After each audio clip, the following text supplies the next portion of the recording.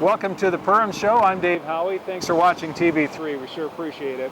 Joining me here from the New York Mills Cultural Center and talking about things that are happening at the center ahead in the month, we have Betsy Roeder, Executive Director. Thanks for being here. Thanks for having me.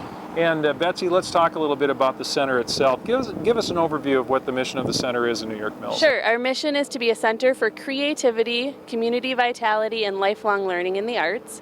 We've been around since 1990, was when we were incorporated. We've been in the current building since 1992.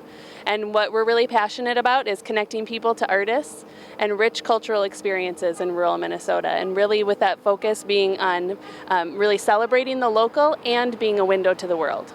Now, Betsy, as we're looking at the month ahead here and talking about that mission, what are some of the events on the horizon here? Yeah, so our big event that we're most well known for is the Great American Think-Off, and that's coming up in a week and a half, so Saturday, June 11th, and that is really the big event that we kind of plan for all year.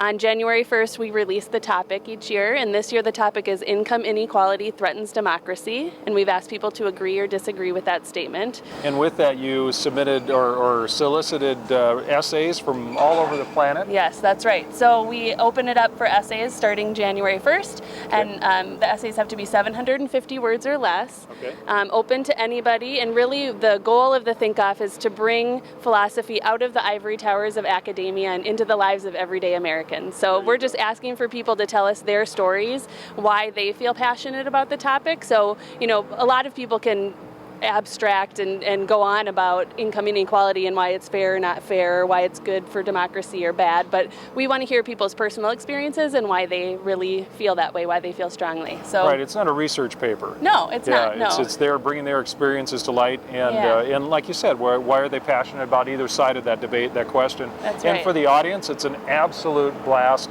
to hear the arguments that come forward. It's funny. It brings a lot of emotions up during the night. Yeah. And people actually carry those conversations out for a long time once it's over. Absolutely. So it's really about that civil discourse and really having great conversations about these big topics. And honestly, it's surprisingly fun, I would say. You know, you kind of think, oh, I don't know that I want to sit around and hear about income inequality and democracy. But actually, you know, it's just really interesting. Like you said, there's always, you know, there's at least usually one with a really good sense of humor in the group. So there's 4 finalists that debate the topic. And it's always a surprisingly good time.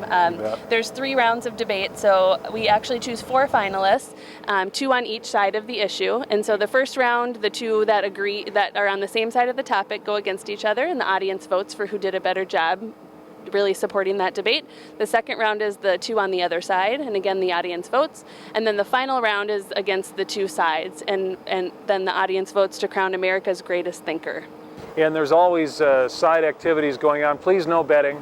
But we do have, there's silent auction items typically, there's food available, there's all kinds of things, a lot of leave behind material too. Yeah, we do have lots of Think-Off merchandise, and we have some refreshments at the intermission. And then I was saying before that the most fun part for me, being one of the planners, is the reception afterwards. When it's over, we've crowned the Great American Thinker, and then everyone heads back to the Cultural Center. And as you mentioned, the debate kind of continues back at the center, and that's really fun. Where you know, one of the things about the Cultural Center is we kind of break down those barriers, and you really get a chance to talk to the people themselves. So whether they're artists or in this case philosophers and debaters, they come back to the center. Everyone interacts and has great conversations. There's food and wine and just a lot of good times. You know, I was just thinking though, maybe no one from here has even met anyone from San Francisco. Yeah, you know, there you go. It could be. That's true. That's true. So this is an opportunity. Yeah. So there's that going on. Again, the dates again, or the date again of the event? Saturday, June 11th, and the debate is at 7 p.m.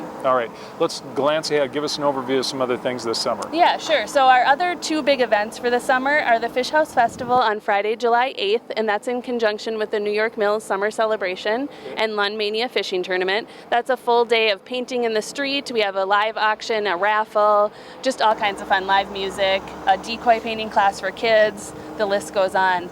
And then in August, we have our annual puppet pageant, and that is on Friday, August 19th. Okay. And leading up to that is 2 weeks of workshops where it's open to community members to create the costumes, rehearse the play. It's just really a great event. So lots going on this summer at the Cultural Center. Well, I hope you can come back and talk to us more about it. Absolutely. Thank you for having me. Betsy Roeder from the New York Mills Cultural Center joining us on TV3. That's our Perham Show, and we bring this up because we are standing in Turtle Park getting ready to race some turtles, and we'll talk more about that in just a short while. Thanks for watching.